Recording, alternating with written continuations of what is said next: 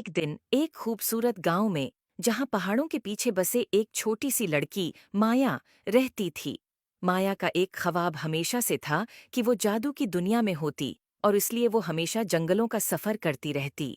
एक दिन जब माया जंगल में गहराइयों में बंद रास्ते पर चल रही थी, उसने एक अजीब व गरीब मंजर देखा।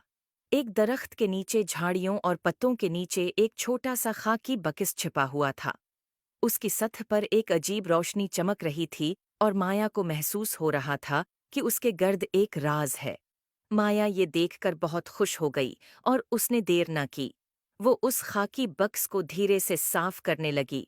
जैसे ही माया ने उसे खोला, एक नर्म सोने की रोशनी बाहर आ गई। बक्स में एक छोटा क्रिस्टल गेंद लटक रही थी, जो महसूस हो रही थी जैसे वो दिल से जलते हुए हों।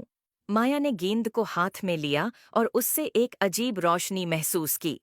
अचानक दुनिया घूमने लगी, और फिर उसने महसूस किया कि वह एक जादुई जंगल में है। वहां दरख्त बातें कर रहे थे और रंगीन फूल हुआ में नाच रहे थे। माया ने एहसास किया कि वह एक दुनिया में आ गई है जहां हैरत अंगेज चीजों का राज है। जादुई बक्स को अपने हाथों में पकड़कर माया उस जादुई जंगल में घूमने निकल पड़ी। उसकी राह में मुख्तलिफ जादुई जानवर और पौधे आए, और हर एक ने माया की दिलचस्पी को बढ़ाने में मदद की। आखिरकार माया जादुई जंगल के दरमियान तक पहुंच गई। वहां एक शानदार क्रिस्टल का महल था, जिसकी टावरें धूप में चमक रही थीं। और इस सब के बीच में एक अक्लमंद बुजुर्ग खड़ा था, जो जंगल के जादू का मुहाफिज था। अक्लमंद बुजुर्ग ने मुस्कुराते हुए माया को जादुई डब्बे का हकीकी मकसद बताया। ये जंगल के कदीम मुहाफिजों का तहफा था, जो खालिस दिल और बहादुर रूह वालों को सौंपा जाता था। इसकी ताकत जादू में नहीं, बल्कि इस सफर में थी जो उसने मुतासिर किया। तश्कर और हैरत से भरपूर माया अपने घर वापस आई।